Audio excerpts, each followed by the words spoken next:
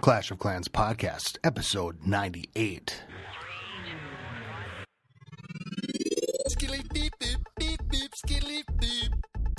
And welcome back to the Clash of Clans Podcast at the WBSMT radio studios. This is Scotty827 hanging out with Murtaugh, or Lethal Weapon. I mean, really, what do you want? What do you like to go by?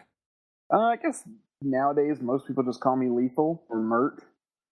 Yeah, Lethal. But I still have some people that play Papa and everything else from my Papa Smurf days. So, I don't know. Dickhead, whatever. I answered everything. Asshole. Hanging out with Hufer. Welcome back, Hufer. Hey, thanks, Scotty. What's up, guys? How we doing? And somebody else, the player. Oh, how we doing? Finally has graced us with his presence on the podcast, and you hear about him all the time because when we talk about him, it's always talking with somebody else, the player. Even when we're in the clan stuff, it's probably like the genius name. Yeah, welcome, man.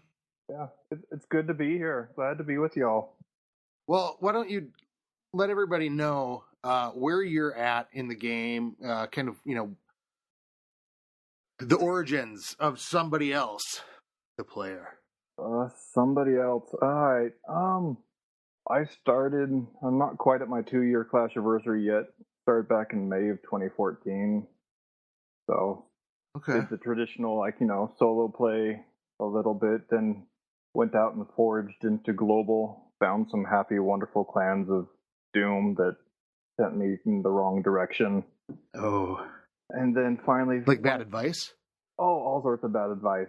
Like, I think I got a good way into TH9 without upgrading any of my dark troops, because the people from the global clans were like, yeah, the dark troops, there's no point in using them. And so, yeah, from like the last half of my TH9 days on, it was massive upgrading of dark troops and other such things, and learning all the things I should have learned as a young TH. Currently, I don't know what you'd call me other than a bastardized Town Hall 9.11, 10 point something, who knows what, but... Okay, because... let's back up right here, because you were until, like, just a couple weeks ago, right? You were 10? I mean, What was your progression here? Because you've always had a different base, if I'm remembering. Yeah, so I went to the near max TH9 route, so I had the max defenses, not max walls. I'm mostly Lego with probably about just under 50% lavas, and I decided to go to TH10 to do the 9-5 type thing when I had about 25 heroes. And so did the 9-5, and I started just upgrading the traps, air defenses, kept working on my heroes, and then I started doing the point defenses. And so I just started upgrading all my cannons and archer towers to max. How fast were you going on these?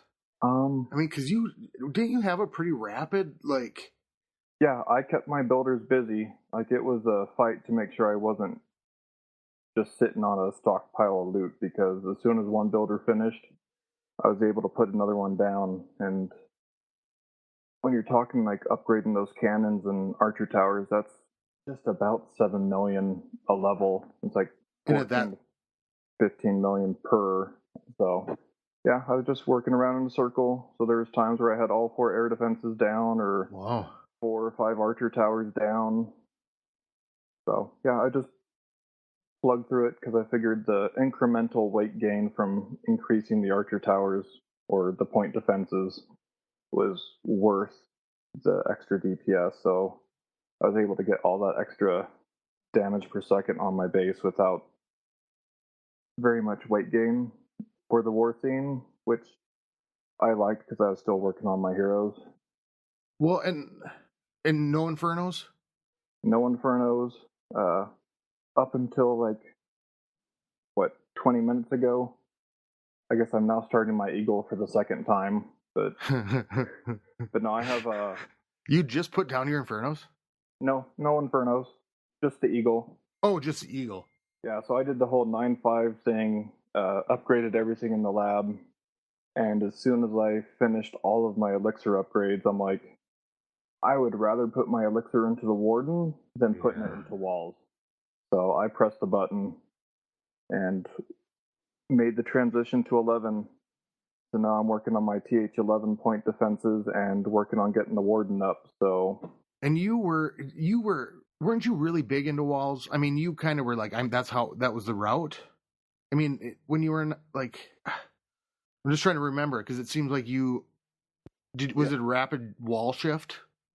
When at least getting to Legos and other such things, that was a fairly rapid thing. So I think I went from like skull walls to more or less all Legos within a month, and that was about almost a year and a half ago. So I've been with L for just under a year and a half, give or take. Yeah, you've been here for a long time. Yeah, maybe 16 months, something like that. That's crazy. Yeah, I was never like a full-on diehard of must max walls, just because I started seeing all the what stuff you had. going. Yeah, it's just like, hey, it's just all you had left upgrades. Everyone quakes them. All right. Yeah. Yeah. They look pretty, but I have to add, whenever SC went to, after he'd been at 10 for a little while, and he got his point defense maxed pretty quick. I mean, he was going faster than I am. So that's pretty fast. It was so funny because even though he was a 10, people looked at him as a 9.5 because he didn't have Infernos. But those max point defenses make such a difference. I don't know how many countless attacks we've watched people come in with a stoned, and golems, they're just gone. You know, they just don't see Infernos, and they think that they're good to go and hog it. And it's just what, SC, maybe 30 attacks we've seen just in dust. What level are you talking about kind of puts it over the top, you think? Like if you're going up against... Well, because like all through my... I think level 13. Okay. I went all the way up to level 13 on all my point defenses. But I was using, as I was a 9.5 and other such things, just traditional like TH9 anti-3 layouts. So the bases looked familiar, but even though they looked familiar, it was really deceptive because my damage output for my defenses was just crazy, not what they were expecting. Even hogs under heals, they still would not stand up like they do at other levels. So it was just awesome. I've been really excited about SC's base for a while, especially now that he's got the Eagle, because at the rate you're going, I'd say probably 2 months, if that long, he's going to have just about all. I mean, he's really close already with point defenses, but he's going to have that Eagle maxed and still no Infernos. And it's just really going to be interesting to see what strategies people come up with to hit it. I wish we could get them in more arranged wars, but the maxed Eagle and no Infernos. Is it, SC? Yeah. 75K? Is that what you said? Yeah, right now I'm a 75K. With the Eagle, that puts me to a 79K, because I've done it once before. Because right now I view the Eagle as a safe place to store 4 million gold. Oh, okay. And I have 9 days to cancel it. So... Okay. He likes me too much. He's not going to cancel it. Why did you cancel the last time? Did you just decide, hey, no, I'm not doing it? Like, what made you... I was in the middle of like upgrading my lab and my cannon and archer tower. I had the Eagle building, and I had enough DE and elixir to put down both my queen and my warden at the same time. So I'm like, I need the builder for something else.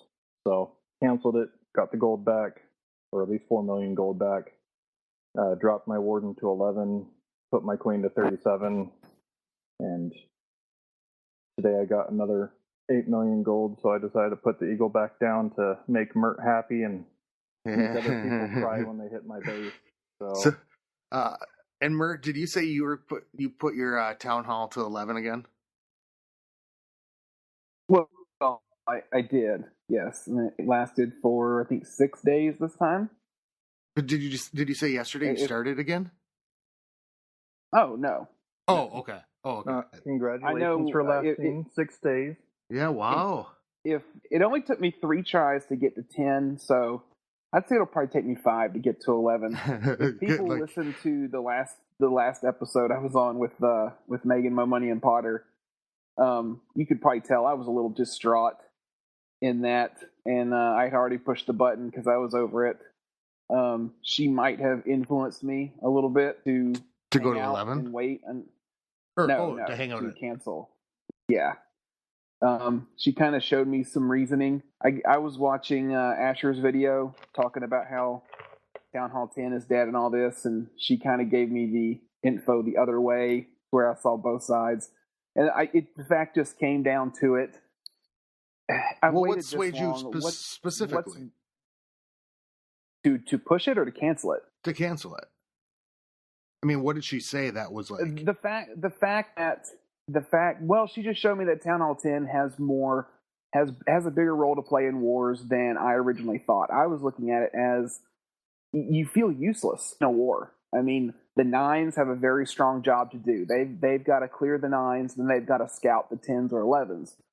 The 11s have a big job to do. They've got to their mirrors, or the top 11s, and they've got to try to get as many nuke attacks as they can. As a Town Hall 10, it's really tough, and now of course I'm talking fair play, it's really tough to go up and put 2 on a max Town Hall 11. People nowadays, 11's been out long enough, they've gotten everything pretty much max level, they've gotten their layout set up to where the Eagle's buried in the Infernos, and it's you ask anybody, even the top fair play war clans, they'll tell you that's really difficult and it's really risky. So then you got the other option of you're going for a Town Hall 10 triple. Well, to do that, you've got to have so much organization, because you got to have scouts, got to have those people that are scouting working with you on a plan, very similar to the OneHive death of a Town Hall 10 or the destruction of a Town Hall 10 where they do the steps. And that's just really hard to do. So I was just really feeling worthless, because whenever I would go into a war attack, it was like I saw a base and there was an hour and a half left in war. I had two attacks left and I could go for 2 triples. Well, fair play against anti-3 Town Hall 10s. Don't get me wrong, I've pulled it off once or twice, but it doesn't need some time. happen that often. I mean, you need time. It's either time or... So I just felt defeated, and I just felt like I wasn't contributing anything, and here I am, this almost max Town Hall 10.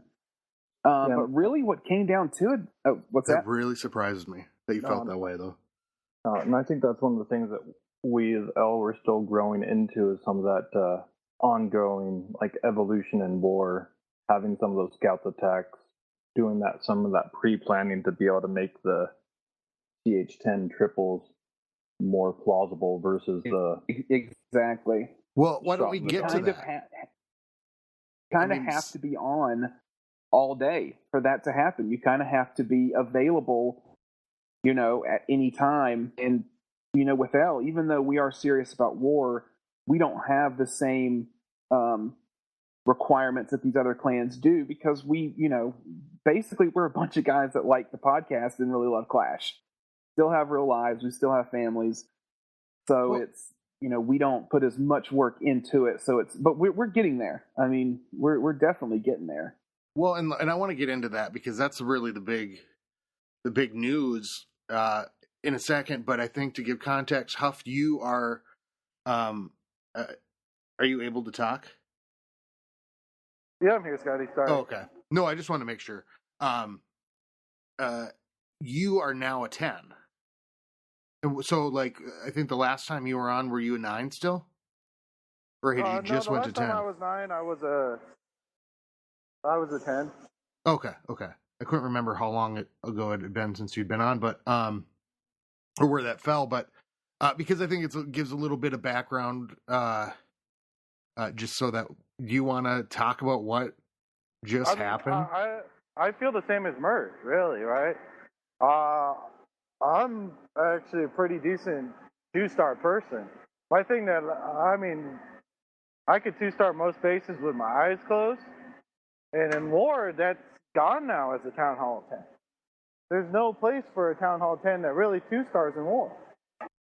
If you're going to be a 2-star person, you got to be able to 2-star 11. In our 2 last matchups that I was in, that's what I tried to do. I got super close on max 11s.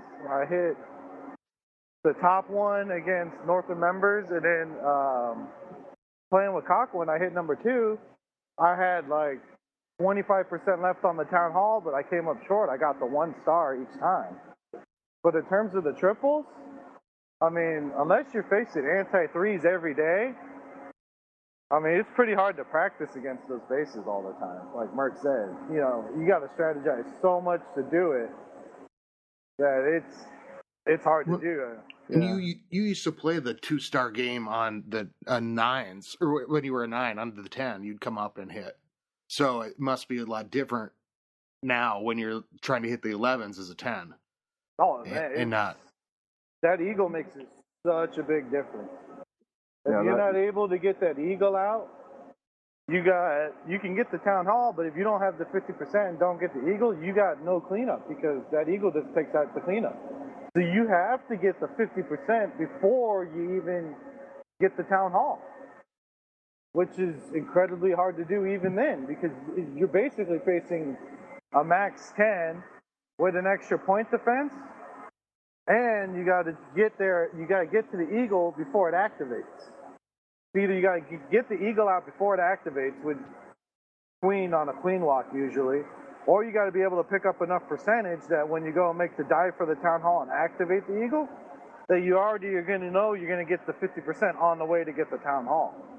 I mean, and that's where I've been. I picked up enough percentages on my queen walks that when I made the dive, the rest of the percentage came, but if I had like a level 35 king, because I had a 31 when I did both attempts, if I had a level 35 king, I probably would have got it. I just needed that extra oomph that the king would have had at 35 that I didn't have at 31. I mean, but I showed the attack to a couple other guys. The extra other defenses too. Yeah. Those the other defenses too. They really add a lot, adding up and things. But yeah, I think just the mechanics, like Hufer was saying, of how you have to hit an 11 versus how you can hit a 10. Because like without those eagles, yeah, you can do the picking off the final buildings, get the extra percentage that you need. But with the eagle, you have to think of that ahead of time, or do that mid raid, or hope that you take out the eagle so that you can actually clean up after the fact. But it's been rough, and it's little things too that make it more difficult. Like if you're wanting to use quakes, you can't drop the quakes at the beginning of the raid because that adds up to the eagle activating. So you have to do that mid raid, and it's just little things like that add up. Well, I mean, the big thing that made it hard too for now a 10 coming up and doing it was the nerf to the golems against the eagle. That made it extremely hard because now you can't bring your golems in as early because it's going to activate the eagle and it's going to shred your golem. So when I do my attempts, I bring 2 golems and like 10 giants with me because the giants are more effective as a 10 trying to do it than the golems are.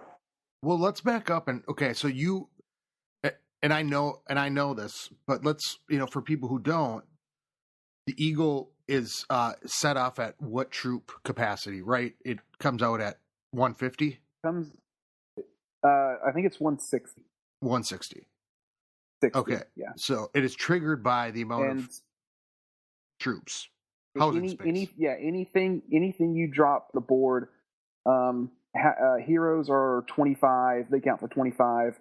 Elixir spells cost us 10. Dark spells cost us 5. So I mean that all adds up. And so if you're doing a queen walk, you have to count up everything that you're going to drop to make sure, because you activate that eagle while you're still just doing your queen walk. That's what it's going for, and it's done. Yeah. Yeah, that ends a queen walk almost as fast as her taking a left when you want her to go right. Yeah. It's like, what? Yeah. I've never seen that. No. Or go the wrong way? Yeah, the queen never walks into the Inferno Tower. She doesn't do that either. Yeah, no. Lifetime original movie, Queen Walk. How many queen walks this last war did we see either go the wrong way? Well, let's talk about this last war. I think we better get into. We want to go ahead and get into the what's got everybody smiling for the past 24 hours. I know I have a perma smile that I can't wipe off. Yeah, you want me to tell how it happened? Yeah, Diesel is a scholar and a gentleman. I'll just put that out there right now because I was included, so I was a happy camper. But someone else can tell the story. This was probably SC's one and only shot to get real action because, like we said, he's never going to get in an arranged war with his bastard child of a base. I'll put on some weight eventually and become a valid 11 someday. I'm not sure when, but someday. For now, he likes to keep his figure. So he's on the what'd you call it? The Jenny Clash diet. Oh yeah, the Jenny Clash diet. Yeah, Clash is the only place I watch my weight. Gotta do it somewhere. Okay. So we had an arranged war set up with OneHive Main this coming Sunday. Yes, House of L versus OneHive. We had it set up. We were going to skip a day so we could kind of get our war timers sync. I got on the other night, 2 nights ago, and everybody was in the clan saying, hey, why aren't we warring?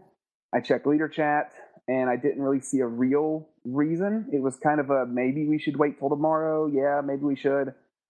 So I put out there, hey, everybody wants to war. I'm going to go ahead and start it. We can wait later. Didn't hear nothing back. Sent out a clan mail. Didn't hear nothing back. I was like, all right, let's roll. So hit the button. Was out raiding, looking for a clan.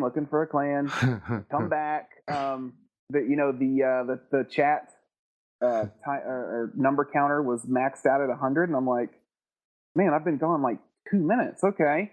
Oh, we matched, and I click on it, and it says OneHive, and I was like, okay, let's see if it's really OneHive, and there's Crispy Crunch and Quiet Death and everybody, all the Clash celebrities, and I was like, well, shit, RM is gonna kill me.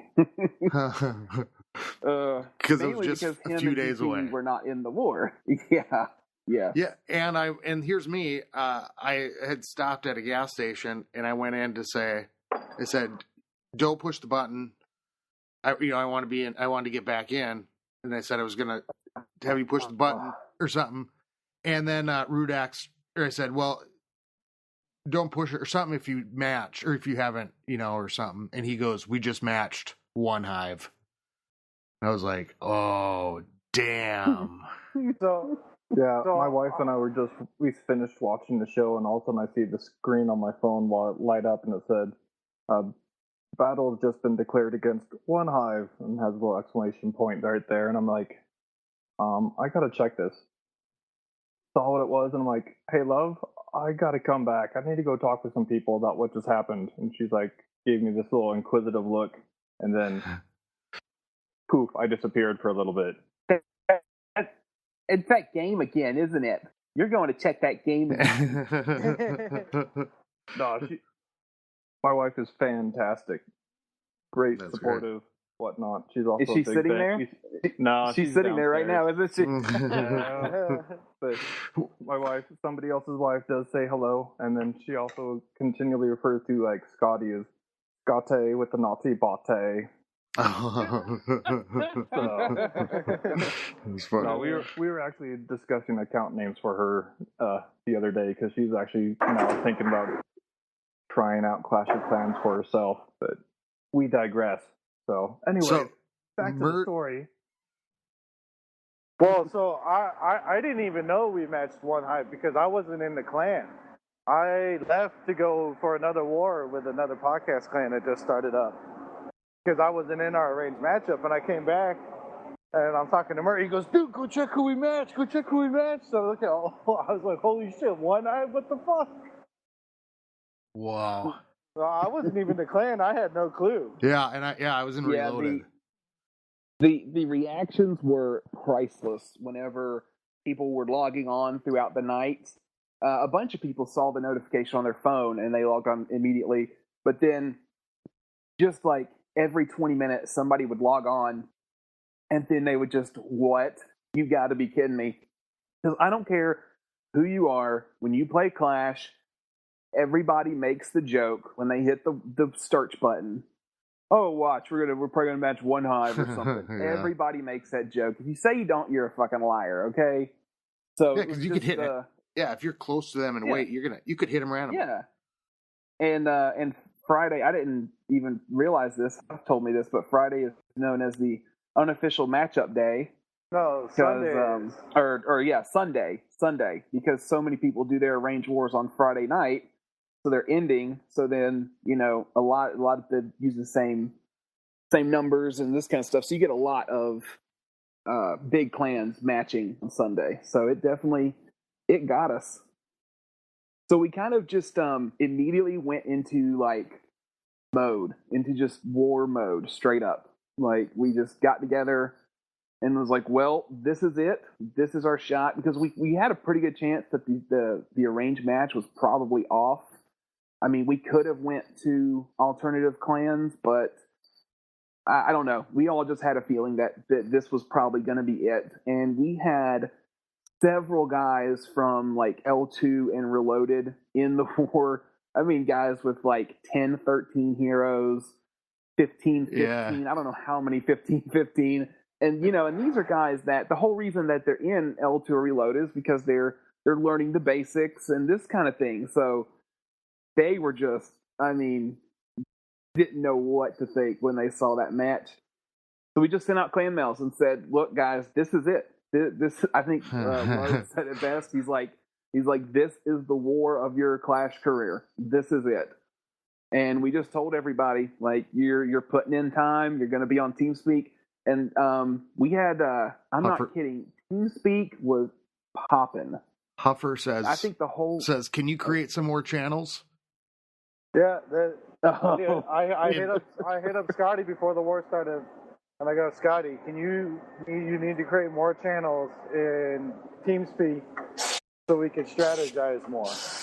Yeah, and we needed them. That was a good call.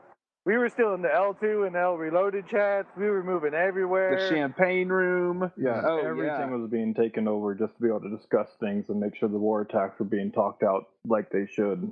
Well, it was funny because I thought we have, 4 different rooms or 3 different rooms right now. I'm like, we usually only use 1 or 2, but it was a very busy day of even breaking TeamSpeak at one point.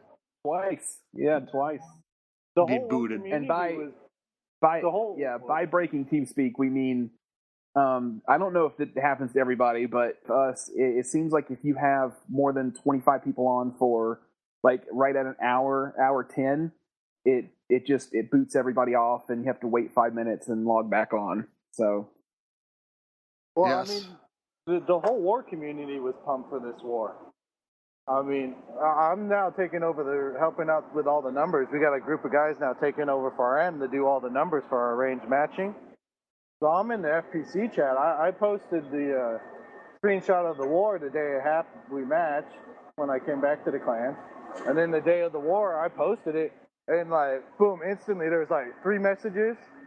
Instantly after I posted the picture, who's streaming the war? Who's streaming this war? Who's doing this? Where can we get the stream for this war?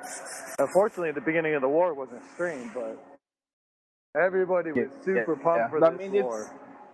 OneHive is by far the most popular clan in Clash, and as they should. They've earned that right. I think a lot of people in this game learned a lot of the basics and even the more advanced in the evolution of the game from them. So it was a big deal. It really was. Yeah, it was.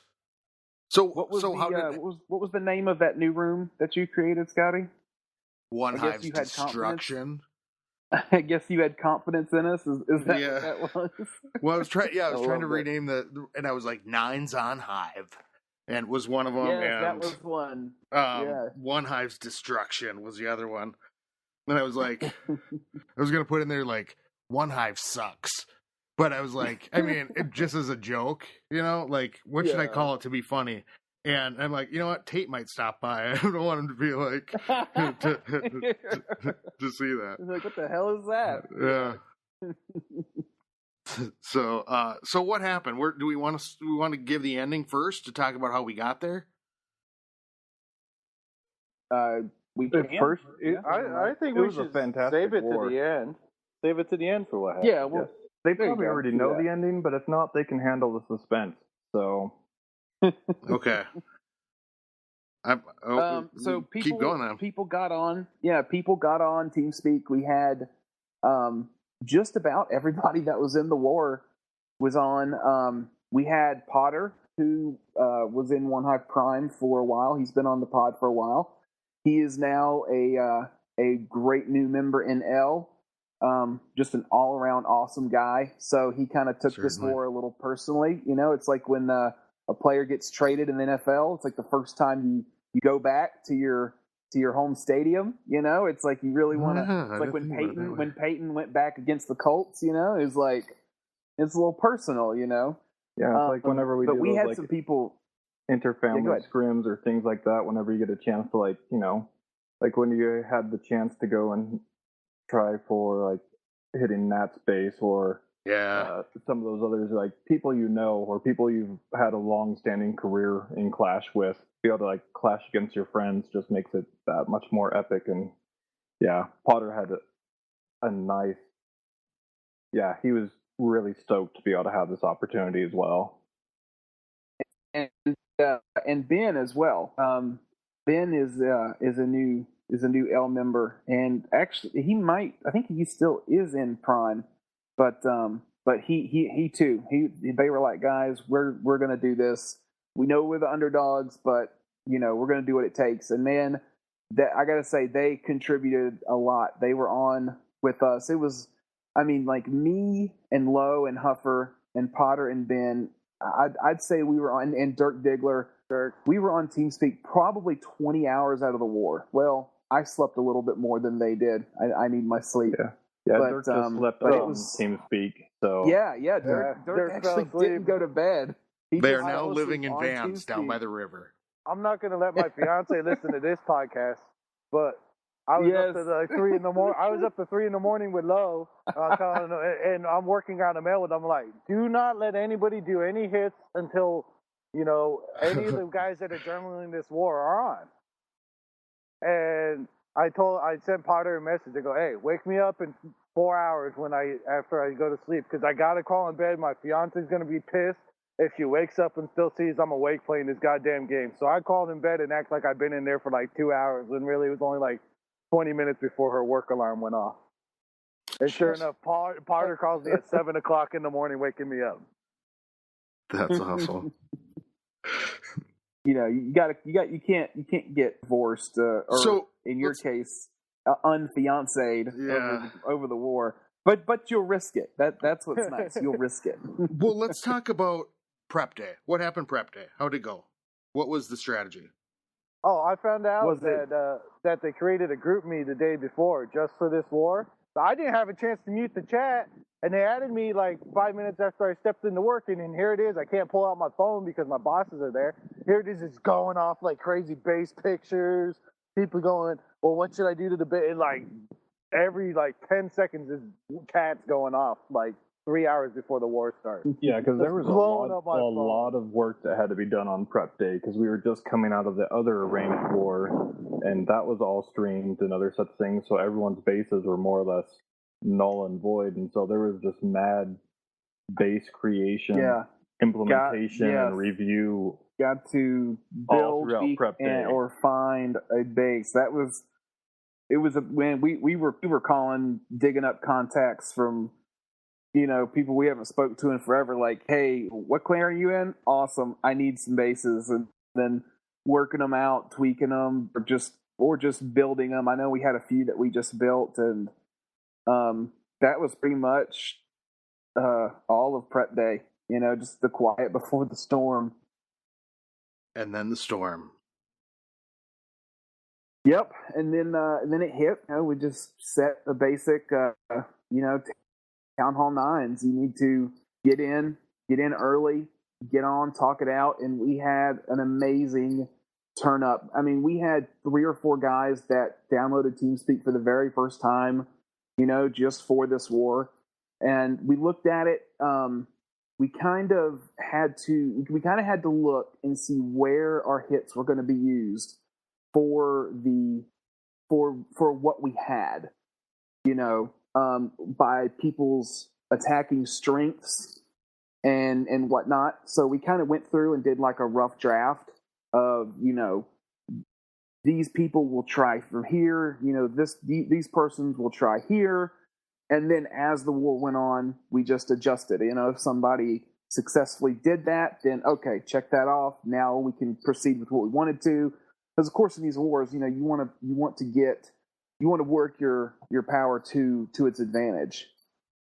And that's just what it was. It was just constantly just seeing, we had main chat hopping, people would drop down, work out their attack, hit, and then, okay, he resulted in this. Now we can move forward. What's the matchup like? You're looking across the matchups happening. What are we seeing in the war map? So at first, whenever we first looked at the match, it looked like we had the advantage because we had 4 Town Hall 11s and they had 2. Normally, anytime you say that, you're like, oh, wow, well, that's huge. But whenever you start digging a little deeper, it doesn't look. It's not as big as an advantage as you would think. The extra 2 11s that we had, both of which did not have an eagle, both of which did not have max heroes. I don't even think they were 30-30. And one of which was SE, so he's a 75k weight 11. He has no Infernos either. I mean, he still has 2 Expos. And no eagle at this point. No, yes, I did both not of the have extra eagle 11s for this had. war. Yes, no, he did That's not. Just have as a reminder. We weren't dropping the eagle. I mean, we weren't. OneHive doesn't do that stuff, so we weren't going to do it either. Inferno levels were exactly the same across the board. Base weight total, OneHive had us by 28,000. Which is, it's hefty. It's not anything crazy for a random match. I've seen a lot more. So that's all the base weights added up together. Fly. Yes, added up together, had a total. And what it was, I think we had a few more 0.5s, 9.5s than they did. They had a few more true 10s. But in the 9 game, man, they had us smoked. They had 30-30s, first of all, total hero level, if you added up all the heroes from each side, they had 247 hero levels on us. So, Again, like I said, you dig into it a little bit. It doesn't sound like there's, right. If we had any kind of advantage. But man, their 9s had 30-30 all the way down. And I know a lot of people don't look at hero levels in Town Hall 9 anymore. I know a lot of people say they don't matter. And that's true if you're talking about 25-25 versus 30-30. But like I said, our bottom guy had 10-13. I think we had 4 15-15s. We had 3 or 4 guys that were 20-20 or under. And their 9s defenses as well. They had a lot of max 9s. Yeah, I have mad respect and major props to the OneHive 9s. They did a lot of work, and they're solid. You ask anybody, they'll tell you that OneHive's 9 game, it's I'll quote Deadplate, it's probably the best in the business. They really are. When I went to bed, I knew that when I got up, 6-7 hours later, our 9s were going to be cleared, and they were.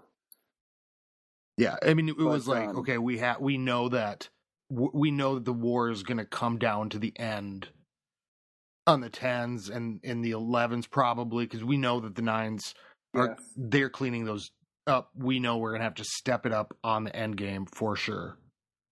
And that's what it was. So as we're planning, I knew right off the bat versus Whiz on Our Face. We actually that's a clan that we faced. Yes, that was the arranged war that we just came off with. Whiz on Our Face 2 and Lethal's Weekend. Yes, Even at the end of that war, we did not clear the 9s. So I have 9s, and even last war, we didn't do it. So I had already planned on a bunch of dips to get those cleared. Thankfully, guys up top, I knew we had a few guys that could go over, put 2 stars on, and that way other people could drop. And they did. That's really what pulled it ahead.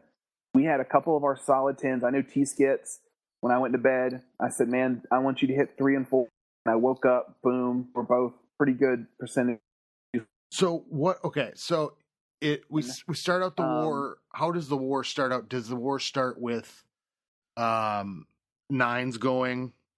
We're focusing on them, or yeah, all 9s. It was a lot of focus on the 9s, and then there was a few key like up top hits because we knew like okay, the 10s need to get 2 stars, but we know some of the intermediate 10s.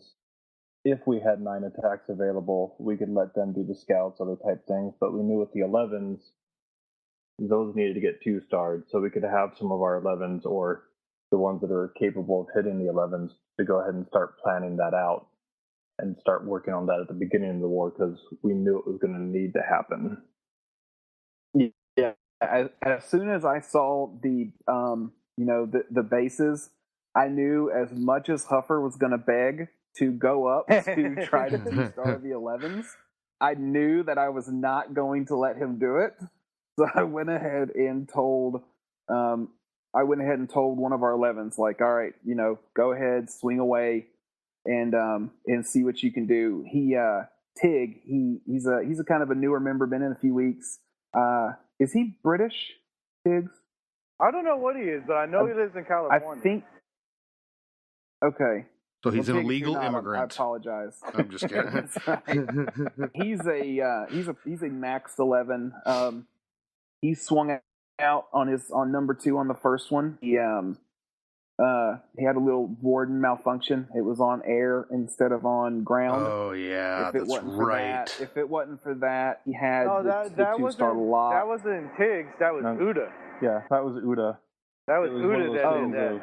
I think Uda was on hour 15 or 16 of his day. Yes. And his pre-flight check, he put his warden to sleep versus back to ground. And so when the warden went in with the witches, he was just floating right in the middle of that air defense, and the air defense just like, what, pop, pop, pop, warden dead. Yep. Yeah, the raid went really downhill right after that. Oh, wow. Yeah, so Tig he did end up being number 2, Quiet Death, for 1 star, but then he ended up coming back and hitting Crispy for 2 stars for a 59%. So he came up big and got that. And Crispy was their number 1, right? Yeah. Yeah, okay. Crispy is like, he's one of the top Town Hall 11s in the game right now. He's but then Rudax, he kind of saved his attacks till the end of the game. We towards the later part, we knew we were having to drop, and as the fewer 9s were getting cleared, a few were failing. As soon as we knew how many we had to drop, we went ahead and started sending the lower 10s down. Of course, all of those cleaned. We didn't have any of those fail, thank God. Yeah, because there was a few 9s left. We had the 10s 2'd, 11s 2'd. We had 111 left. It was number 1 that still had 1 star on it. Oh yeah, okay. And Rudax had 2 attacks left. Number 2 had 2 stars because Tig. I mean, this is how serious we took it. Oh, Tig lives in California. He wasn't going to be able to get on until 12 o'clock on his lunch. He spent the whole time on TeamSpeak during his lunch planning out his hit on Crispy, and we had people in there helping him the whole time on his lunch on TeamSpeak, and did it right before he had to go back into work. And he ended up pulling out the 2-star on him. That's right. So what it came down to at the end is Rudax had 2 attacks left. We had every other base accounted for with attacks as long as we didn't fail. We had enough dips. So we're trying to knock these out, but we know that Rudax is going to have to go after 2. So he goes in, and I didn't even most every replay, the slots were full. You couldn't watch. I wasn't even trying to. I literally was pacing back and forth in the living room. I know that the OneHive guys are probably laughing at this, but they do this every day. But for us, this was pretty serious. So I couldn't even watch, and I'm just listening on TeamSpeak as they're giving the play-by-play. But he went up, smashed it, 65% 2-star. So then we knew we had a really good chance, because mathematically they had enough. They had 2 attacks left, and at that point, with Rudex 2 on, he still had 1 more attack that he could drop down to get an extra star. If he didn't, then that gave them the ability to go and get another star and win it. So now we're in the position, if Rudex can do a nuke attack and get an extra star, we've got the win. Mathematically, it's 82 to 80. So even if they do pick up that extra star, there's nothing they can do. No, still at that point, before we were having Rudex, after Rudex 2 to 11, they still had a couple shots. They still had like 2 or 3 more attacks. But then they started failing. Yeah, then they started failing those attacks out. Yeah. So whenever it came down to it, they each had the 1 attack left. Their last number 1 guy went in, and he missed out on his. So we were like, all right, we can do this. So we just picked the lowest base available, and we're sitting here. Rudex is like got his toddler climbing on him. We're trying to talk him through this attack, and he comes down and does a 8 Quake, 5 Golem, 7 Witch. And he crushes it. He got it. It was intense. It was I mean, we knew at that point that the war was won. And we were like, guys, we just beat OneHive. And everybody was just going crazy. Just absolutely going nuts. It was such a blast, like, in that chat, because you're down to the wire here. And you've got, like, a podcast clan up against, like, the wars. I mean, we face people that are really tough. A lot, but there's a lot at stake. You're up against OneHive, so you're sitting there, and it's down to the wire, and it's all down to a defense. Like, is this person gonna get it, and is Rudex gonna get it? And I think if we tied, they would have won on percentage. So it was they were ahead on percentage. So it was getting to that point where it was just like one move. And I remember sitting in, because, there was, I think, probably 10, 12, 15 of us in the main TeamSpeak chat. And, well, everybody's doing something. And I think it was you and Lo were going to go help Rudex, or talk through Rudex. Can't remember who it was exactly. But you go, let's move down to whatever channel. And all of a sudden, I thought you guys had left, and I go, man, I really wouldn't want to be Rudex right now. And he goes, neither would I. And I just was like, oh. Yeah, he was feeling it for sure. Yeah, I was like, I thought he already left. And, so I was just like, well, yeah, and I'm like, good luck. And I'm like, I just felt so bad, because he's down, what is it? How many minutes left at this point? I mean, it's down to like 7 minutes, 7 minutes of the war. And it had been just like, I think there was 8 attacks left in the last hour. And so in that last hour, it was like gut wrenching, to see you go up for a defense, and they really think it was, go for it. I say it really was a kind of a David and Goliath thing. Because here's the thing, for you to even be in OneHive, you're already time tested. You've already worked your way through the other clans. There's nobody walking in off the street at OneHive. We had guys in the war, like I said, that were over in L2 and Reloaded, just working on basics. So I mean, it really, it wasn't like this was an arranged war where we had, the core of L in it. And it's the same thing when we face Prime. I swear. we never can match these guys with everybody in the clan. Hey, actually, when we match them, that's a correlation. A lot I of the was guys both in those prime. wars, so I guess whenever we need to So we match had- OneHive, you need to include me. That's Somebody else right. must be present. So it really was like, I mean, we were definitely underdogs. Anybody that was betting that wasn't in House of Hell would have probably put their money on them. Yeah. But that's why and it was so cool that we won the war. That's what I love about. Well, yeah, you Rodax didn't hitting even that last star. You We just spoiled won it. It's not like what He came in for the win. we already said the score. We already said the score. Oh, you We did. already Okay. said we won, yeah. What? Yeah. You said the final score? Because we were talking about how it came down. Yeah, we did. Yeah. Okay, 82-80. But it was so cool. Yeah. It was so cool that it's not like, because if he would have missed that, then we would have had to wait on their last guy, and if he got it, then they would have won, and then if he missed, we would have won. It was just so cool to be able to sit there with time still on the clock, and it's done. Like, that's such a great feeling against such an amazing clan. Yeah. I mean, for me, because, I knew how crazy people were about this in the FPC chat, leaders chat. I was taking screenshots, 3 hours left, an hour and a half, and I was just posting updates of pictures in the war chat for them in the chat, and everybody's putting hearts all over it. People are always saying, good luck, dude. Wow, man, you guys, keeping it close and stuff, and people were surprised by how well we were doing against them. Yeah, and I really liked everybody was. The team effort that really went into it too. Like, I mean, people really got in on TeamSpeak, like you said, but it was great to see.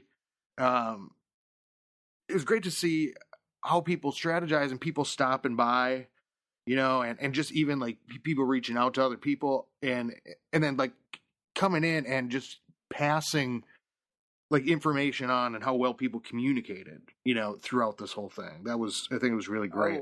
I mean, I got to give a shout out. And let's not forget, that's what I was going to say. Yeah, Crave showed up big. I mean, I was on at 7 in the morning on the West Coast, and Crave comes in at like 8, and he didn't leave until like 1 in the afternoon. He was like just in the main chat. Yeah, I mean, he was in there hanging out, talking with DP and stuff.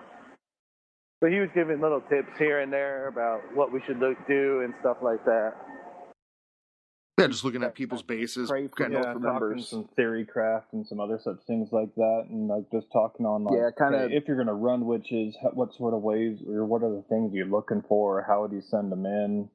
Like just various different like kind of tips and tricks, things in generalities, as well as just cool. Really useful insights. And it was just cool to be able to have so many people willing to be on at such different times.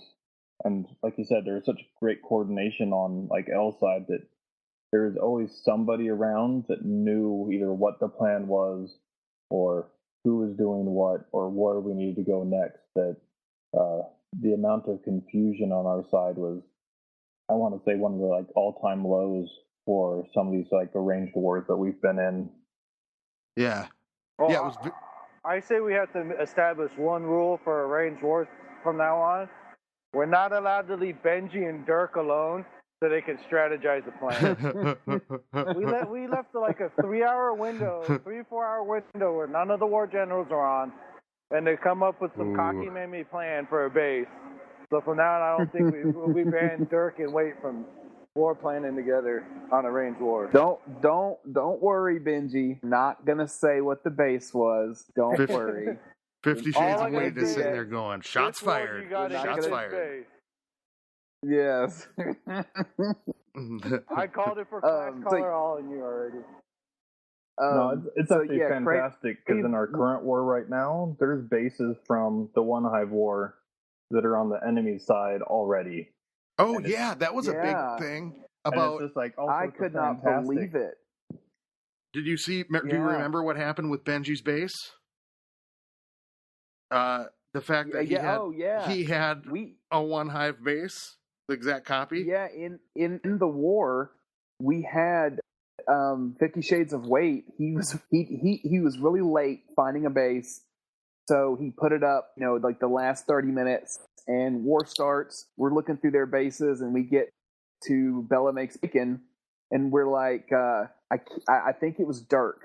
He goes, "Holy fuck!" And I said, "What?" He said, "Is that Benji's base?" And I said, "Oh shit!" So I went back, looked, and OneHive was good enough to 3 it for us, fresh hit 3.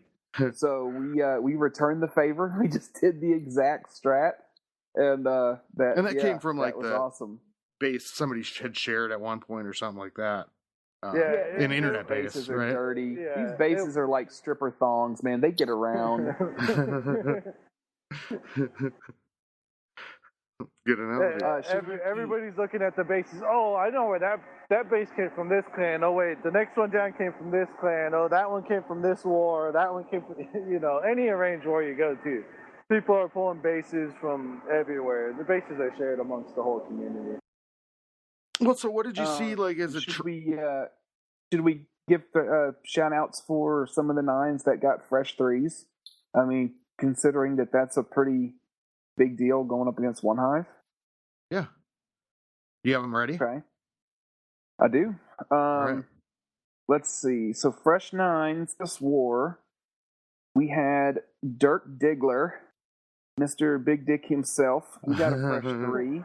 Swinging his meat. Yes. And then next we had Brian. Brian had a gorgeous dragon attack against 25. So he got a fresh 3. We've got Shane. No, I'm sorry. That was a cleanup. We got Lowe. Lowe had a ridiculous war. Yeah, he did. He came out and fresh 3'd one of their top 9s, number 14. And then he was the 3rd or maybe the 2nd attack from the end. Did he attack right before? He was getting down at the very end. He was the 2nd attack. So he was hilarious with that attack.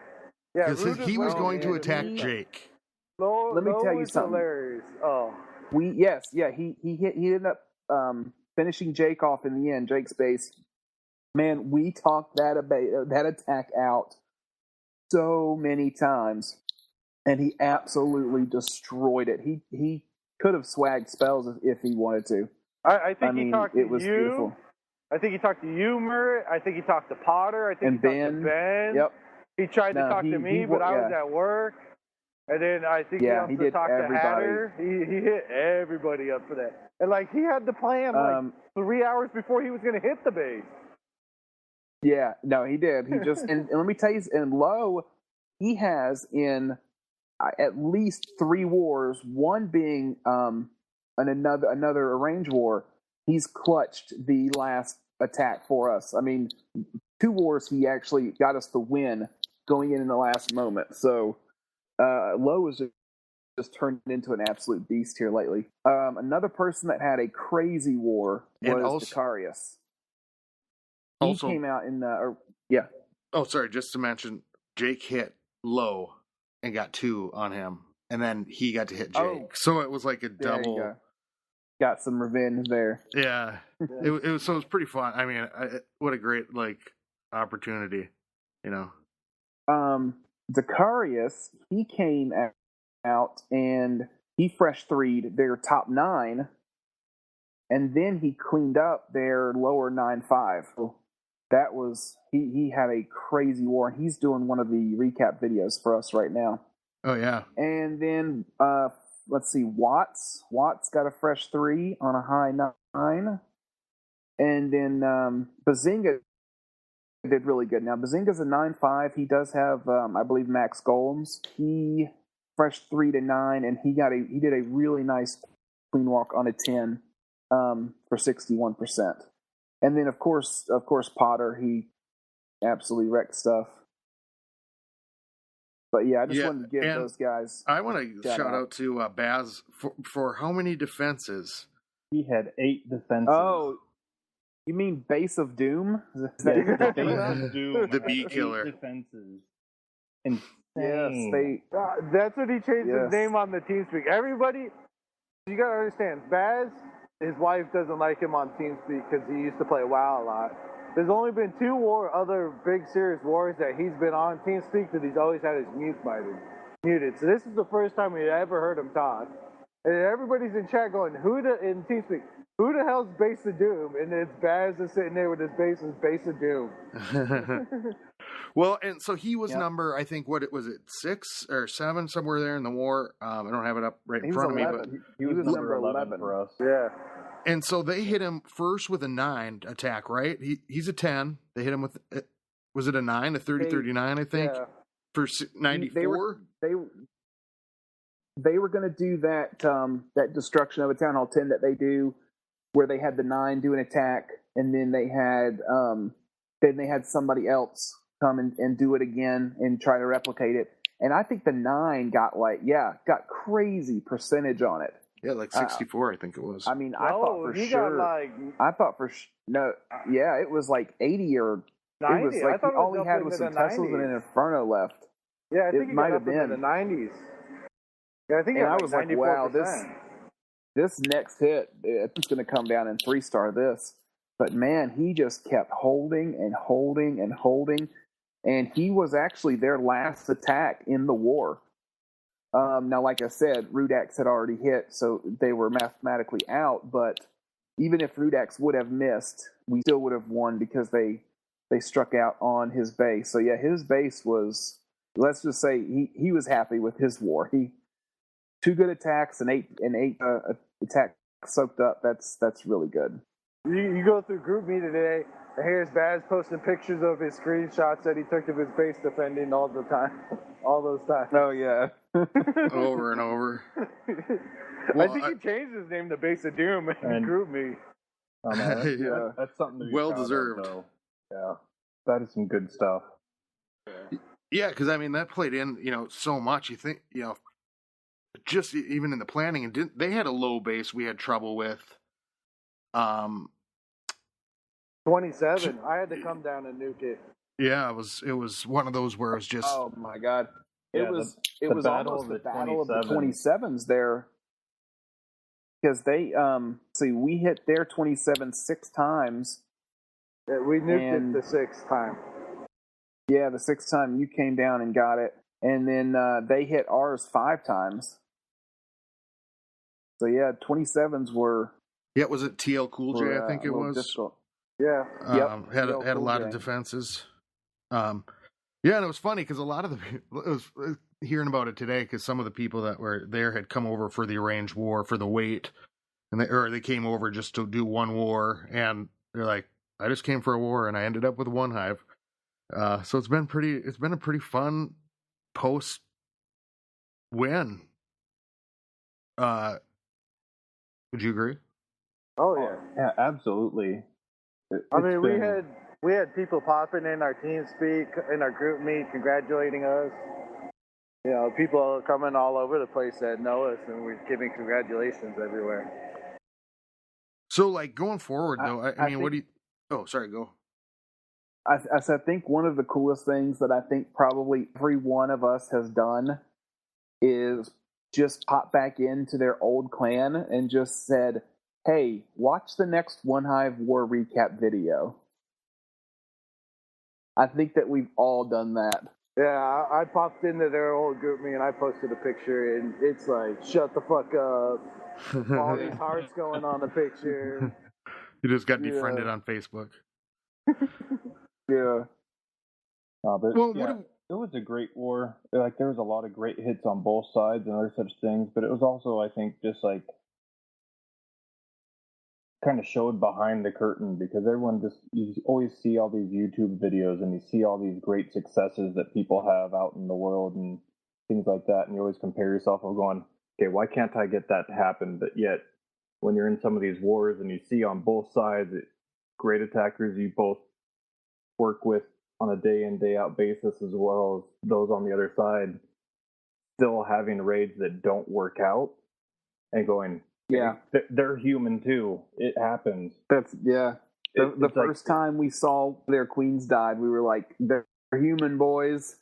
Yeah. If they can bleed, they can die. Let's do this. Well, yeah, that's... And, on another thing, real quick, I just want to say, they still get a lot of haters that still call them all closet modders and all this kind of stuff. And I know that we even used to joke about it, some of us. And I know that Ben would get all, guys, look, I'm in there. I see what's going on. I'm telling you they're not. And I have to say that I strongly believe now that I think all the modders that were in OneHive, I think they've left. Because everything that was in our war, like you could see the work that was put in for their successes. And then you could see the errors that in their fails. I mean, in some of their fails, I've seen the same errors. And it's like, I really think that now they're just about as fair play as we are. I mean, which is 100%. Or you could see them rolling the dice, for too. Sure, but yes, you can see them taking risks and doing stuff. So they hit that base 5 times. Argue anybody. I would argue anybody that they are fair play now. Well, I mean, I got one question for SC. I know you said you took work off to go to doctor's appointments, but is that really the truth, or did you just take it off for this war? Nope, we had a doctor's appointment we couldn't miss, so I had to take like a 2 or 3 hour hiatus while we went to the hospital for a few hours, and then came back and got my wife situated and rode out the rest of the war. And man, she was a fantastic so much of that as well. So there was so much of that going on. All right, guys, I have to go appease the wife. Give me 30 minutes. I'll be back. or people popping on TeamSpeak. Hey, I'm on my break at work. How's it going? Or people were just sitting there on TeamSpeak, like with their headphones in, while they're at work, just not watching the game or whatever, trying to get as much info as they could. L radio. L radio. But wars like these have gotten, I think, just like so many people back, at least in the clan, rejuvenated and just talking and really enjoying or just fired back up on Clash again, which, like, for those that were kind of like waning or other such things, it's just like, okay, having the wars like these come along and these knockdown, drag out fights and like the buzzer beater sort of coming down to the end, it's like really gets your blood pumping. The underwear ruiner. Well, yes. Well, we were kind of struggling there, getting people on TeamSpeak, and we had kind of gotten away from what we were about. And we thought about it, and we've talked about it, and it seemed like what's happened is, the core group of the so-called, quote, nasty nines that we used to have, we've all moved on. We've all either gone to Town Hall 10 or gone to another clan. So whenever a new person would join back then, they saw what we were doing, and they would jump right in line. They saw that every attack was talked out on TeamSpeak, was sketched, or was twiddled. And now that we've gone up to Town Hall 10 or whatever, we're doing it a bit differently and a bit more personally. So the newer crops of nines, they don't really see that. And it's like we've been this is something we've been talking about for a while. Like, we've got to get this back on track. And it was just so fantastic to see just the incredible amount of participation. And like SC said, everybody now is fired back up, and we've talked about it going forward, and this is how it's going to be. We're going to be back at it. Every war we're going to be talking out, doing what needs to be done. So what do we learn from it? Because I mean, we had trouble getting the nines cleared early. I mean, we've learned what we're capable of. But I mean, look, like, what are we going to like do? This is what you get. Like, do you think like that the 10s? I mean, what would help you as a 10, especially given your heroes? For one, not having to dip. I mean, you're not going to get a Town Hall 10 triple if you have to go down and hit a 9 like I did this war. So that's a big thing. Yeah, every 10 we saved for a triple attempt, all had to dip. All 6 of the 10s we saved for triples had to dip. So, Yeah, it's like I even went down on my second attack just because I'm like, okay, guaranteed star down low, or try for a triple on a 10. It's like, it's still stepping down, but it's like... SE, would you say that the Warden's Tome works really good with hogs pathing over doubles? Oh, yeah. I definitely said, why not? Well, it's like... if you're going to go down and do such things, you might as well do it right.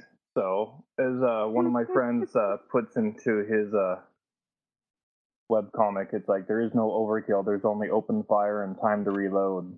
So That's awesome. Right. it's like, if I'm going to go down, that was an awesome it's no hold barred type thing. So you were on a 9, and RM had done a really good attack on that base. Yeah, he got like a 98%, I think, with some 15 heroes, and it was crazy because it's like one of the only times you've ever seen RM actually use a sucker hole in a base, and I'm like, I can follow that up. Because I'm like, all right, TH11 troops against a TH9. Yeah. I'll use that sucker hole and a warden, and it was one minion that didn't. That's SC's comment. He goes, "Did RM just use the sucker hole?" Yeah. Oh. As we're sitting there watching RM do the attack. Awe. Yeah, it's like, that's something that gets you blasted. Like, you get a talking to, and a sucker hole is called a sucker hole for a reason. You don't use it other than just like a barb drop to pre-trigger a bomb or something. But yeah, sometimes like people don't expect you to use it then too. Didn't he throw a couple of Valks, or no? Did he not? I was wondering about that. He threw in like a half a dozen Valks and his king, rage and poisoned the CC, and just like kind of gutted the hero compartment. And so. I mean, the guy had the sucker hole where his king, queen, and the CC was, along with an expo. So he just basically dumped all high HP, high. Yeah, it was a fantastic trade. So it was. Yeah, it worked out well. It's just one of those things that you don't traditionally ever see. So these attacks, like, I mean, all these bases were tough. So when you were seeing things, it was like a well thought out. Okay, each piece. It wasn't go wipes, and like each very fragile plans. No. Yeah, I mean, most of the attacks were the meta of the Queen Walk Govaho and the Queen Walk Drag, and I mean, we had a few just straight stoned and things like that. But Valks have definitely made a huge resurgent at Town Hall 9. And speaking of sucker holes, I know Dark Pro spent hours looking at his base, making sure he didn't have a sucker hole this war. Because the last Arrange war, he left a sucker hole in his base.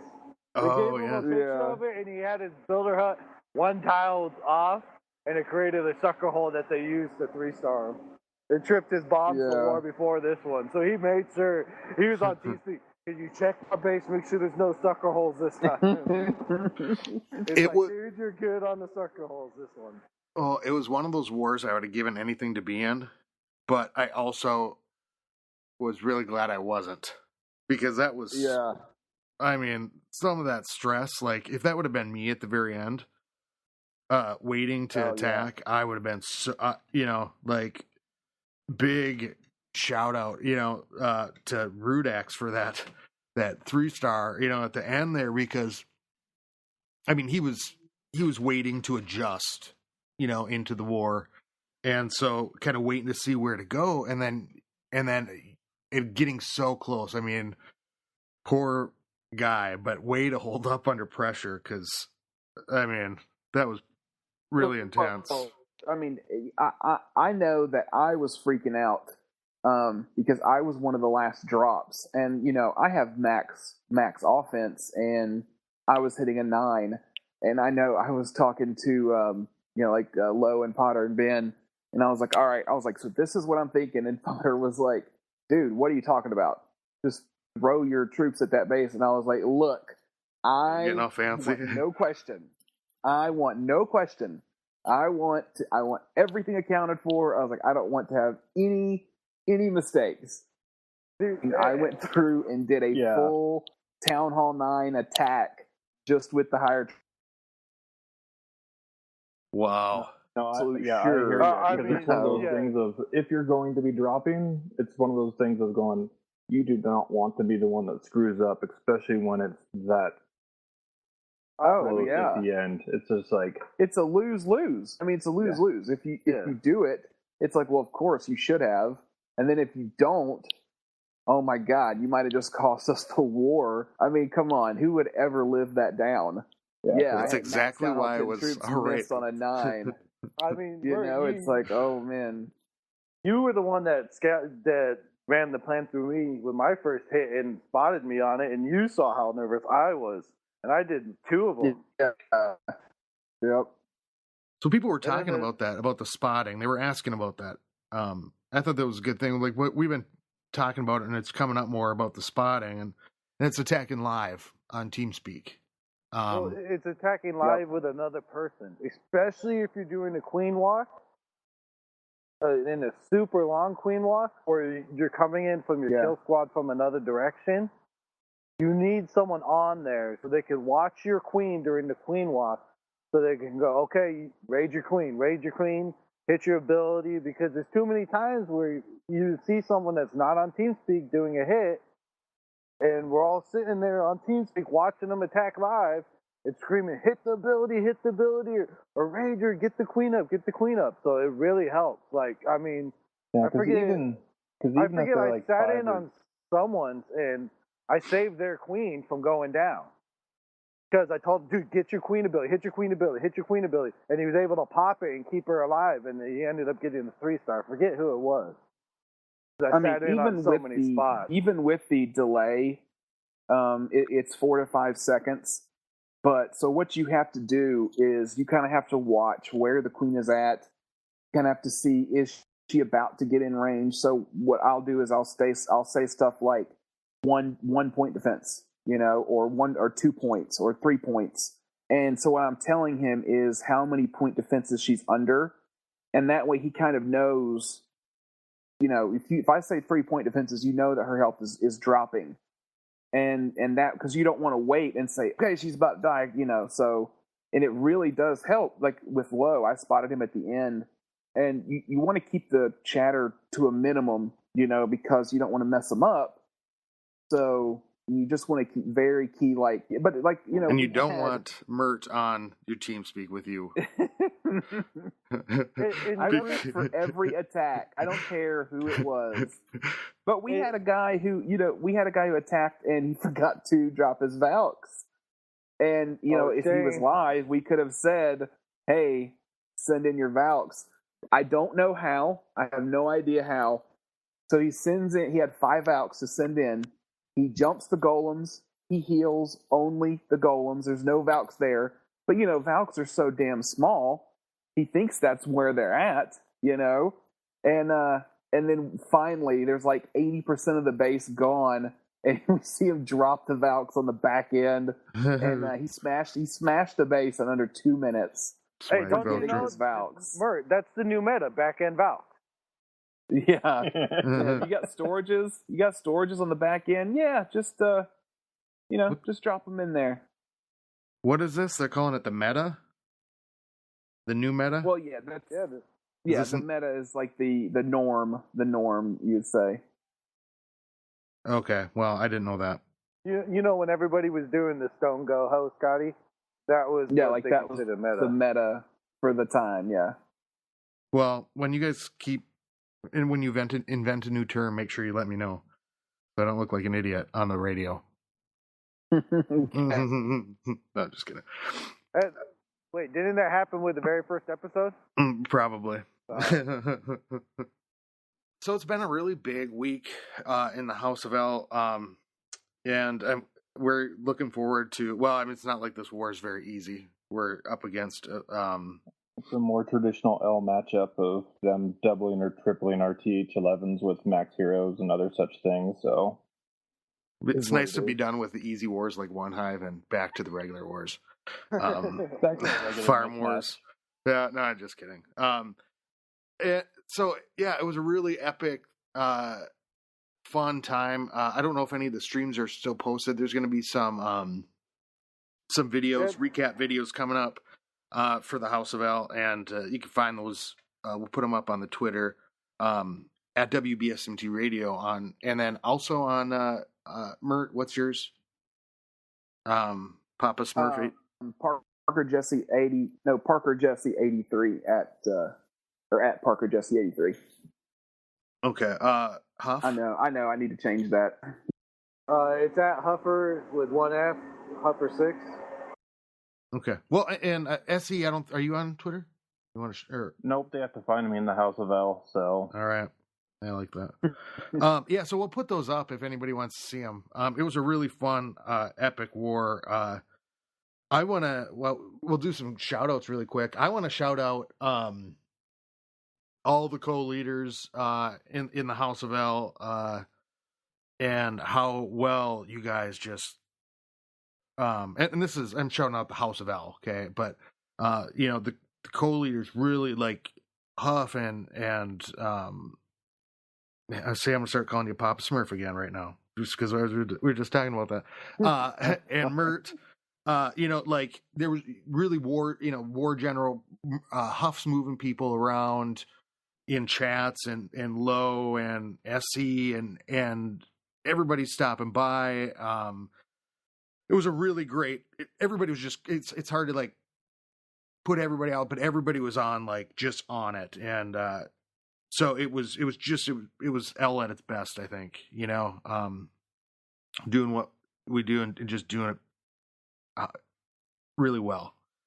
So shout out to you guys. It was really awesome moment for that to happen. Shout out Hopefully to more to follow. Yeah. Because we've taken stock and we've got things to work on and kind of moving forward where we go, well, this really worked well to strategize this way, how are we going to do it? How are we going to use TeamSpeak? Is it better to break into the groups? Because sometimes we do it in the big group, but this was very focused, and we, in the war general, I mean, I think, Mert, you were, everybody knew where to turn to, Well, I think we kind of, I think we are moving a little bit more. I mean, of course, this is something that we'll talk about more later, but I think House of L Main, I think pretty much everybody in there wants to be a little more war focused. So I don't know. Maybe we're going to try to get back in the swing of things of doing it like we used to. Getting back on that horse. Yeah, and I think I think it's finding out that rhythm with the new time. tens. You're able to. You can still have fun. So many of these war clans, you hop in their TeamSpeak, and it's so boring. And they're like, yeah, we don't get on TeamSpeak and have fun and laugh and this kind of stuff. You get on TeamSpeak, it's all business. If you're talking about an attack.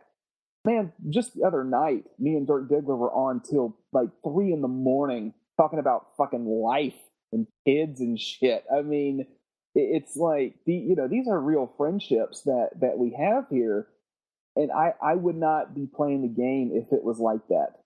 Yeah. So it's like we're always trying to find that line of, this is what's expected from you, but at the same time. You don't want that pressure. I mean, yeah. Used to be everybody felt so bad by themselves if they messed up. We're damn sure not going to come kick them when they're down. And we're always about constructive criticism. That's why the biggest thing in L that'll get you the boot is just the lack of effort or the lack of not caring. We would never boot somebody for a bad performance unless they didn't talk about it all. Really bad. I mean. Over the top, something like or missed attack. I mean, of course, stuff like if you don't have a reason, or if you don't be in contact, stuff like that. So it's just, I mean, we had that at one point. We had that fine line that we rode, and and where it was both, because you can have both. Yeah, and that's a really hard line, because if you're just a war clan, like.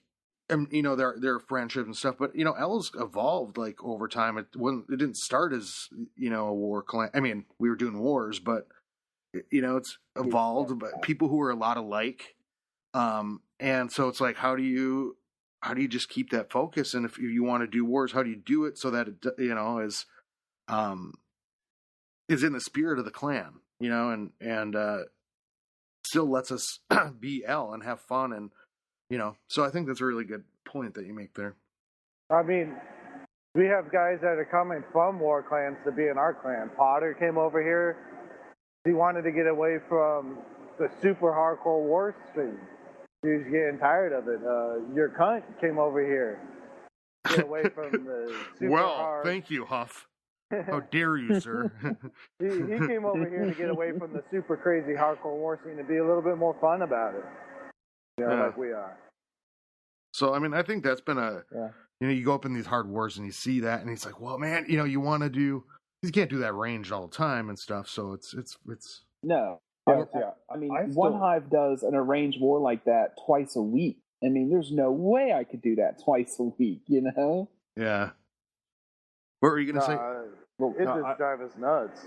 Yeah. I still am, shocked and surprised that, I got in the door, those 14, 16 months ago, just with the fans in the stands, and was accepted no matter what I kind of looked like, and was allowed to stay, and now it's just one big family. So yeah, that was an amazing place. Well, and that's the thing about us. I mean, we pretty much accept anybody. I mean, if you say the password, it's now when you get in.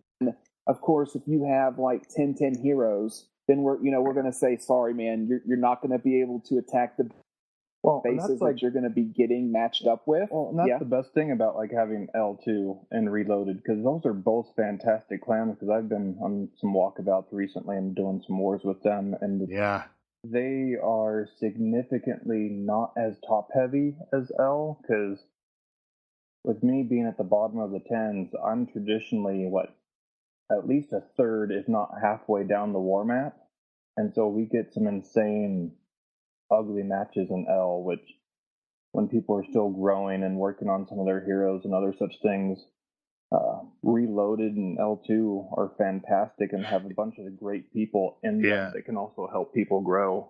I warred over there last week. We were trying to do the scrim, and then war buttons got out of sync, and then there was going to be the arranged matchup on the weekend, and so I ended up warring over there all week, and I had a blast over in L Reloaded. And Brittany's still over there, actually. But we had two, I mean, some of it was doubled, 11s, if I remember right, in a war. They had 4 11s and we had 2, but I was number 1 over there. And it was fun with, it's so segmented in town hall levels. I think L2 is a little bit different, more 11, 10, 9, a little bit more 9, 8. But, when Scotty and I went and warred over in L2, and it's there's 4 town hall 10s and we're the only 10s in the clan. It's fun that way, too, because you could, some of the 10s were coming up for the 11s because it was so tight and focused. You were kind of working with a smaller group, so you didn't have to coordinate that much. Let's say with the 10s, however many 10s we had in this last war. You only had to coordinate with 3 other 10s. Yeah. So it was kind of fun to segment it down a little bit. And so, I had a blast. So big shout out to everybody over there. It was great. Look, that's just the difference, though. These big war clans, they never take in-game applications, and we'll take you in, and we'll let you do a war. So it's just that kind of just that makes us different. Yeah. I mean, we have fans come in all the time, and hey, I'm just here to visit. Can I do one war with you? They get the password, which is fans in the stands, or tickle bitties. Get the password out, and then, they'll come in and do a war with us. Okay, well, thanks, guys. There's a lot of fun here, and then head back to their clan. But then most of them get hooked by the L bug, and then they don't want to ever leave. Let's do a disclaimer.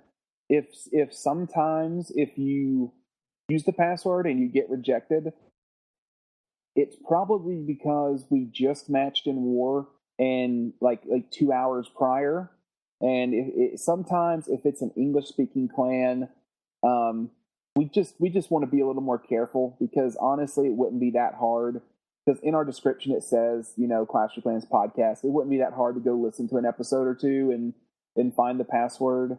Yeah, so try back. So if you're listening, always, if you get rejected, always try back. It was just bad timing, or if we're full. I know sometimes, like, I'll try to follow that person back to their clan and talk to them and tell them, what's going on. But just wanted to put that out there. So what is the password? Are we sticking with Fitz? Or are we gonna? Because it's always going to be that, but we always forget to say it on the podcast. So yeah. Well, we don't want to say it everyone, so this is good. About every 3 or 4, we need to make sure we say it, so people can listen. Yeah. But and more than likely there will be a quiz once you enter the clan, so be prepared. Yeah, and it's usually all about Hufer. So what? What's the quiz? All about me? The quiz. Oh, yeah. There'll be a quiz at the end of this episode. Essie, you have any shout outs? Yeah, just a couple. I just want to shout out, like, How About a We and King of the North. They both came over this last war and did some streaming. We've also done a bunch of streaming for us recently in the past, so I just want to give them a shout out for coming over and helping us out in that regard and sharing our experience with others. And I don't know if this is already done, but Reloaded for hitting Clan Level 5. Thanks for the reminder. Nice. Epic. Finally. I can go back and war with them again. Yeah, they've been doing some nice work over there, and so they just hit 5.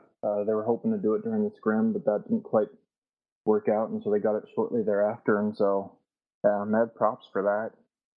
Man, the weekend clash goes so fast. I mean, that's a big thing, because I was over there for that when they hit 5, and it was like the difference just, in donations to see that again, with war CCs and, and everything, it's just like night and day, and you could just see, it's like you could breathe relief because there was people around to be able to do it. I mean, it's busy over there, but when you're talking about war CCs and just getting the max troop when there's an 11 or somebody around, it's been really nice. So that was fun. Thanks for that reminder. Oh, something else I forgot about. I know in one of the Clashcast episodes, Il made the joke that they lost to OneHive by 6 or 5 stars, and that House of L lost to OneHive Prime by 5 stars. So he kind of made the joke that Lex is better. Well, here you go, buddy. Yeah. We won by 2, so I think that says it all right there. Yeah, and so I guess I'll have like one last throw final. that out there.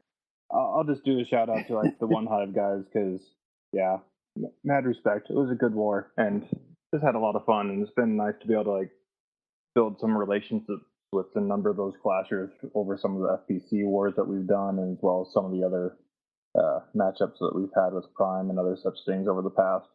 It's just been they're a good group of people. Yeah, definitely. It seems like every time I interact with somebody that was from OneHive, they like Hagen or Tate or Potter or Bennett. They're usually class all the way. So I got nothing bad to say about those guys. I really don't. Good dudes and girls. I don't have anything bad to say about anybody except for Tate. Just kidding. Just kidding. Feel better, buddy. I know everybody missed your podcast. Get your leg back. Get better, bro. Yeah, seriously. Sorry. Well wishes. I want to shout out. Just to everybody that stepped up in that war. I know long-term House of L that stepped up big, but newer people like Potter and Ben and even Crave that came over. It really helped us a lot in moving things around. That was very much appreciated, and it was hella fun too. Yeah, it's always good to write when a party starts. So I just want to shout out everybody in the House of L for all the hard work we did, and everybody was on TeamSpeak.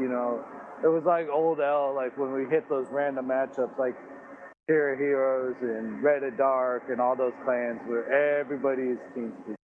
This mad shout out to the House of L, everybody in the House of L, and everybody that came by to help us out. And then I also got one more shout out for the new podcast, the Clash Chat. I don't know if many of you guys listen to it, but they asked me to come over for the first war this past weekend, so I did. Oh, cool. A cool bunch of people over there. Clan's called Valkyr Bay. Valks are what? Valkyr Bay. Bay? Yeah, you know, B-A-E, short for babe. Come on, Scotty. You know what Bay is. It's like the... Well, no, I wasn't sure if I was hearing it right. I wasn't sure if I was hearing it right. Yeah, okay. Valkyr Bay. They're a bunch of cool people, so I was over there this weekend. They're a lot of fun, so. Cool. And I know I forgot a few shout-outs. I know I did. I always do. Check out some of the War Recap videos at WBSMT Radio on Twitter, or at Scotty827 on Twitter, or ClashClansPodcast.com. I'll put that up on the website. Thanks for being here, Essie. It's finally about time that you came on after so long. So I'm glad you could be here. We didn't have to read his text the whole time through this time on TeamSpeak. I was tempted to send a message just so Hufer wasn't so weirded out by me speaking. But... So, keep it clashy, everybody, and thanks for being here. Keep it clashy. Keep it clashy. Keep it clashy. Skilly beep beep beep beep skilly.